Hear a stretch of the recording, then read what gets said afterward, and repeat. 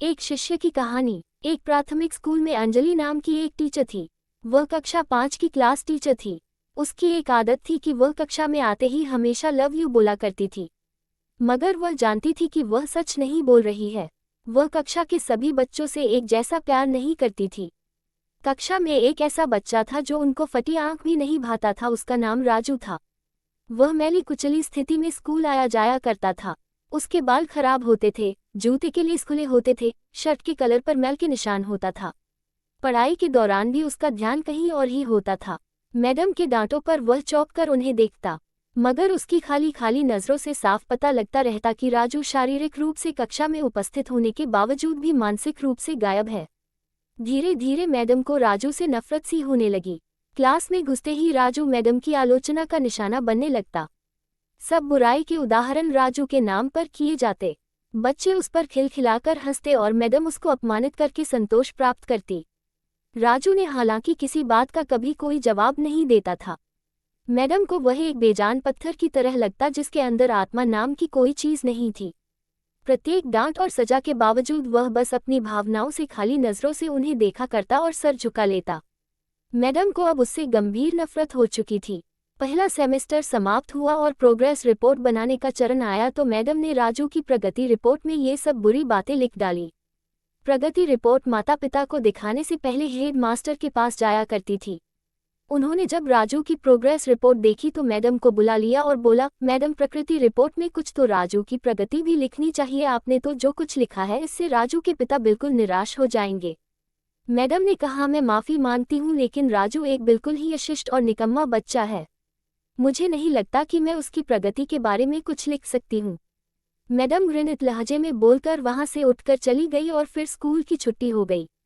अगले दिन head master ने विचार किया और उन्होंने चपरासी के हाथ मैडम की डेस्क पर राजू की पिछले वर्षों की प्रगति रिपोर्ट रखवा दी। अगले दिन मैडम ने कक्षा में प्रवेश किया तो रिपोर्ट पर नजर पड़ी। जब उन्होंने पलट कर देखा तो पता लगा कि यह राजू की प्रगति रिपोर्ट है।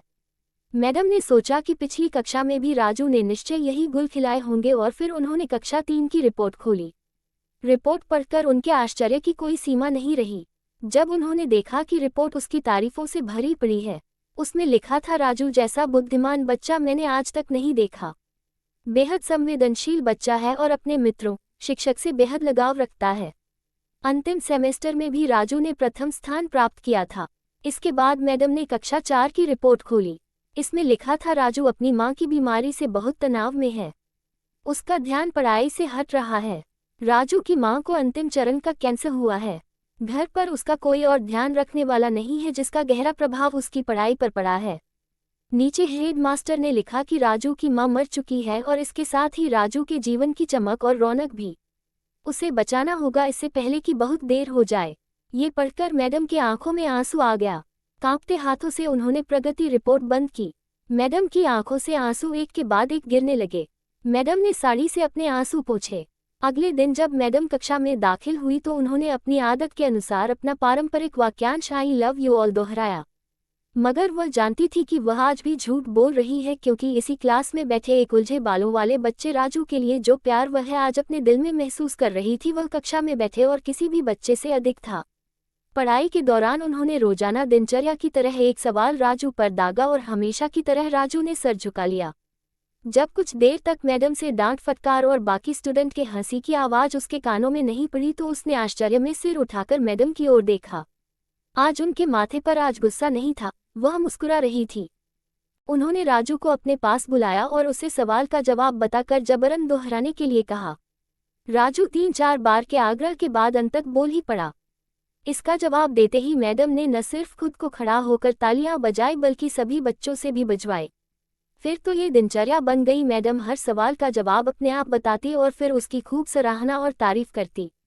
प्रत्येक अच्छा उदाहरण राजू के कारण दिया जाने लगा। धीरे धीरे पुराना राजू सन्नाटे की कब्र फाड़कर बाहर आ गया। अब मैडम को सवाल के साथ जवाब बताने की जरूरत नहीं पड़ती।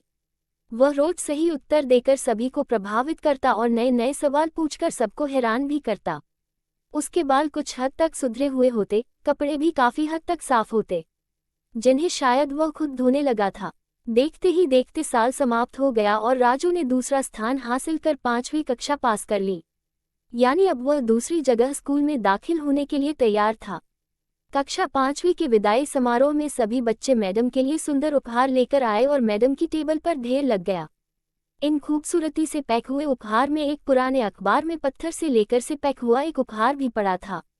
बच्चे उसे देखकर हंस रहे थे। किसी को जानने में देर नहीं लगी कि यह उपहार राजू लाया होगा। मैडम ने उपहार के छोटे से पहाड़ में से लपक कर राजू वाले उपहार को निकाला। जब मैडम ने खोल कर देखा तो उसके अंदर एक महिलाओं द्वारा इस्तेमाल करने वाली इत्र की आधी इस्तेमाल की हुई सीसी और हाथ में पहनने वाला एक बड़ा सा कंगन था। उसके ज्यादातर मोती झड़ चुके थे। मैडम ने चुपचाप इत्र को खुद पर छिड़का और हाथ में कंगन पहन लिया। ये दृश्य देखकर सब बच्चे हैरान रह गए। राजू से रहा नहीं गया और मिस के पास आकर खड़ा हो गया। कुछ देर बाद उसने अटक अटक कर मैडम को बोला, आज आप में से मेरी माँ जैसी खुशबू आ रही है।